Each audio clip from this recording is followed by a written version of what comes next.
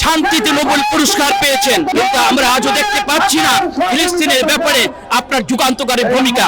আজ হয়তো সুখে আছেন, কালকে আপনারা থাকতে পারবেন না, কারণ এক দেশ হত্যা করে ইহুদিরা কোনোদিন ঠান্ডা থাকবে না। নতুন প্রজন্ম ইহুদিদের অত্যাচার দেখে তাদের থেকে গোটা বিশ্ব আজকে মুখ ফিরিয়ে নিবে, তাদের নেতৃত্ব শূন্য হয়ে যাবে। আজকে যেভাবে ফিলিস্তিনের ছোট ছোট শিশুদেরকে হত্যা করছে, আজকে মানবতা কোথায়?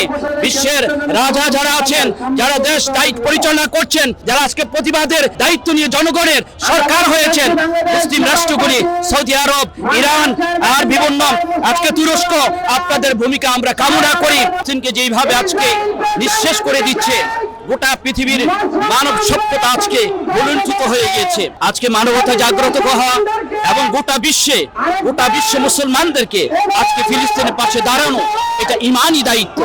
তবে ফিলিস্তিনের এই মুসলমান নিঃশেষ হয়ে যাবে না, গোটা পৃথিবীর মুসলমান জেগে উঠেছে, ফিলিস্তিন আবার জাগবে।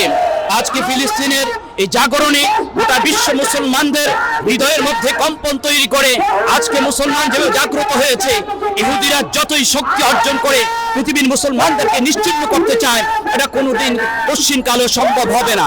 তবে বাংলাদেশ ডক্টর ইউনূস সাহেবকে আমরা বিনীত অনুরোধ করব, আপনি শান্তিতে নোবেল পুরস্কার পেয়েছেন, আজকে আপনি শান্তিতে নোবেল পুরস্কার পান, আজকে ফিলিস্তিনের শান্তির জন্য আপনার বলিষ্ঠ কণ্ঠ, আপনার বলিষ্ঠ দায়িত্ব, আপনার বলিষ্ঠ ভূমিকা আমরা কামনা করছি। কিন্তু আমরা আজও দেখতে পাচ্ছি না ফিলিস্তিনের ব্যাপারে আপনার যুগান্তকারী ভূমিকা।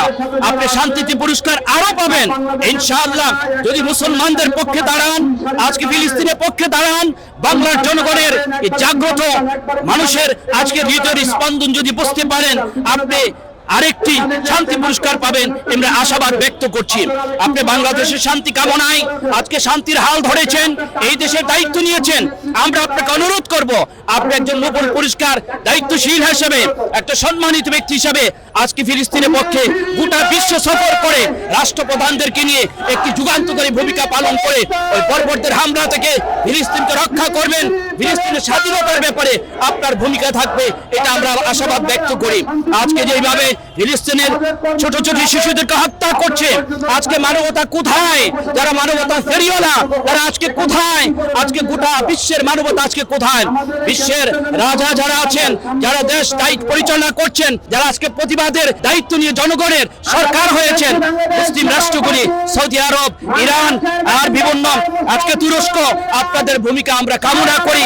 আজকে সকল ঐক্যবদ্ধ হয়ে ওই ফিলিস্তিনের পক্ষে দাঁড়িয়ে মুসলমানদেরকে শান্তি দেন, মুসলমানদের পৃথিবীর মধ্যে বেঁচে থাকার অধিকার প্রতিষ্ঠা করেন, তাহলে আপনাদের অধিকার থাকবে। তাহলে আপনাদের যেই কষ্টসাধ্য হয়ে যাবে, আজ হয়তো সুখে আছেন, কালকে আপনারা থাকতে পারবেন না, কারণ এক দেশ হত্যা করে ইহুদিরা কোনোদিন ঠান্ডা থাকবে না। ইহুদিদেরকে যতক্ষণ পর্যন্ত মুসলমান জাগ্রতের প্রতিবাদ না করবে, ইহুদিরা মুসলমান আজকে যেভাবে হত্যা করছে, তারা অতীত নবীদেরকে অন্যায়ভাবে হত্যা করেছে। এরা বেয়াদব জাতি, এরা বর্বর জাতি, এরা মানুষ হত্যাকারী, আজকে তারা পৃথিবীর মধ্যে প্রতিষ্ঠিত হচ্ছে। তবে এ কথা দৃঢ় বিশ্বাস করছি, নতুন প্রজন্ম এই ইহুদিদের অত্যাচার দেখে তাদের থেকে গোটা বিশ্ব আজকে মুখ ফিরিয়ে নিবে, তাদের নেতৃত্ব শূন্য হয়ে যাবে, তারা ভিটাছাড়া হয়ে যাবে। যারা আজকে ফিলিস্তিন ভিটাছাড়া করছে, কিন্তু তারা আজকে ভিটাহীন হয়ে পৃথিবীতে তারা শরণার্থীর মতো ঘুরবে, সে অপেক্ষা তাদের মধ্যে করছে। আজকে মুসলিম জাগ্রত হয়েছে, আমরা আজকে প্রতিবাদ করছি আর উদাত্ত আহ্বান করছি, ইসরায়েলদের অর্থ শক্তিকে দমন করার জন্য তাদের পণ্যকে আমরা সকলে স্বতঃস্ফূর্তভাবে বয়কট করব, বয়কট করে তাদের অর্থনৈতিক আজকে পঙ্গুত্ব আনার চেষ্টা করব। আর আমাদের অস্ত্র শক্তি, পেশি শক্তি, ইমানি শক্তি দিয়ে আমরা আজকে নয়, আমরা তাদের প্রতিবাদ করবই করব, ফিলিস্তিনকে বিজয় আমরা আনবই ইনশাআল্লাহ।